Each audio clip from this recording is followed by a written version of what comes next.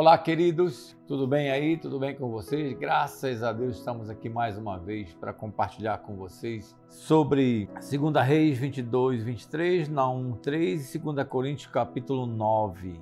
Antes que a gente comece, compartilha, sabe, queridos? Evangeliza através deles, leia direitinho esses capítulos e ministra para alguém esses capítulos, evangelizando. Não sei, faça alguma coisa para que a sua leitura de cada dia seja algo frutífero na sua vida e na vida dos outros que você vai compartilhar. Tá bem, queridos?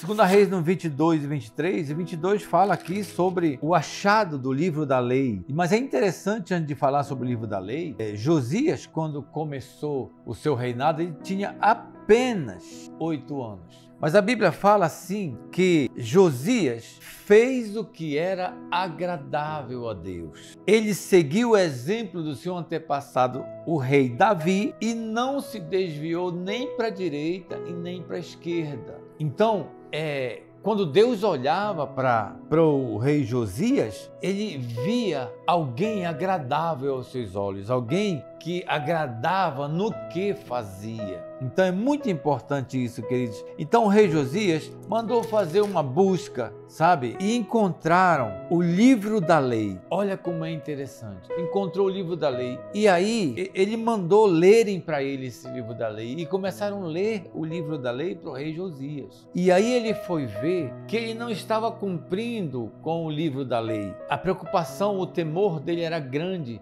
porque não estava cumprindo com o livro, com o que dizia o livro da lei. E aí ele enviou os seus auxiliares até a profetisa chamada Uda. E aí ela profetizou, sabe? E é engraçado não, é interessante porque o rei Josias, quando ele soube que não estava cumprindo o livro da lei, ele se entristeceu muito, ele orou ao Senhor, ele pranteou ao Senhor, e por causa disso, Deus falou assim: olha, eu vou arrasar Jerusalém, mas porque você fez isso, você orou, você pranteou, eu só vou fazer isso depois que você morrer. Então, o que o rei Josias fez? Ele chamou todos os seus auxiliares, todos os seus sacerdotes, e ele começou a fazer algo muito, no capítulo 23, muito importante. Ele começou a destruir todos os altares que eram feitos para os deuses pagãos, altares até que o rei Salomão tinha mandado construir. No versículo 13 do capítulo 23, Josias profanou também os altares que o rei Salomão, profanar aqui não é pecar contra,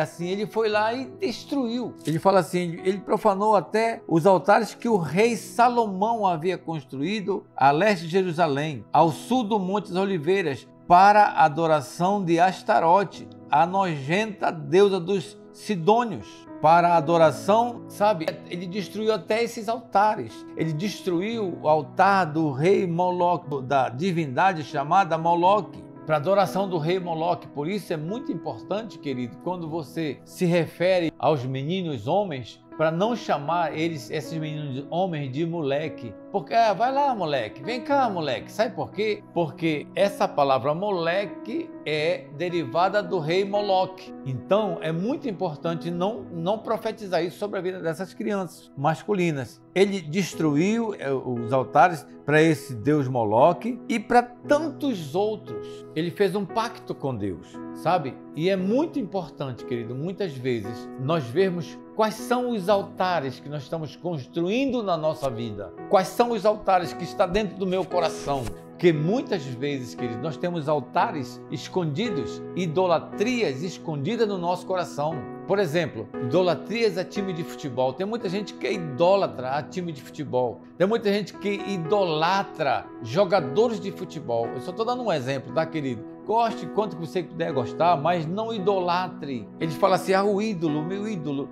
Não, queridos, isso são altares que nós construímos na nossa vida que não agradam a Deus, porque tiram a presença de Deus de nós. Esses altares que nós mesmos construímos, Deus não aprova porque toma o lugar de Deus muitas vezes na nossa vida. Tá bom, queridos? E finalizando aqui em 2 Coríntios capítulo 9, nesse capítulo Paulo está falando aos cidadãos da Judéia e tudo que ajudam muito, mas eu quero me deter um pouco no versículo 6 desse capítulo, que ele diz assim, olha, lembrem-se disto, quem planta pouco, colhe pouco, quem planta muito, colhe muito. Que cada um dê a sua oferta conforme resolveu no seu coração, não com tristeza nem por obrigação, pois Deus ama quem dá com alegria. E Deus pode dar muito mais do que vocês precisam, para que vocês tenham sempre tudo o que necessitam e ainda mais do que é o necessário para fazerem todo tipo de boas obras. Como diz a Escritura Sagrada, Ele dá generosamente aos pobres e a sua bondade dura para sempre. Então, muitas vezes a gente lê esse versículo bíblico aqui, esses versículos, nós estamos tendenciosos a pensar que nós estamos falando só das ofertas nas igrejas. Não é só quanto a isso, queridos. É em tudo na nossa vida. Em tudo que nós plantamos, nós colhemos. E se nós plantamos pouco, colhemos pouco. Se nós fazemos um roçado com uma espiga de milho, ela dará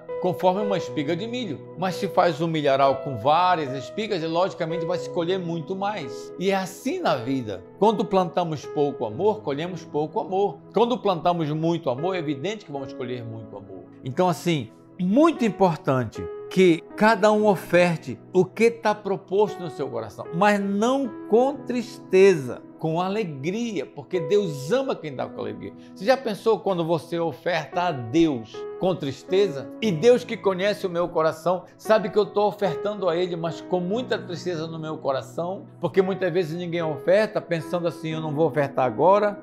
Por quê? Porque vai faltar lá para frente. Ou seja, a maior tristeza de Deus é que nós não estamos confiando de que Ele vai suprir aquela necessidade que eu acho que não vai suprir. Aquela necessidade que eu acho que eu não estou ofertando porque vai faltar lá na frente. Então, assim, queridos, é muito importante esses versículos bíblicos que você leia, que você medite, que você e eu, evidentemente, muito mais eu do que vocês, que nós possamos fazer como diz a palavra. Como diz lá, 2 Reis, nós cumprirmos o que diz a palavra do Senhor. Lá ele ficou triste porque não estava conseguindo cumprir o livro da lei. Aqui nós devemos ficar tristes por não cumprirmos o que diz a palavra do Senhor muitas vezes e não colocarmos altares no nosso coração que vai nos afastar de Deus. Tá bom, meu querido? Que Deus te abençoe, que Deus te guarde e que Ele esteja com sua família e com você e com a minha família e comigo para sempre. Amém? Deus te abençoe em nome de Jesus.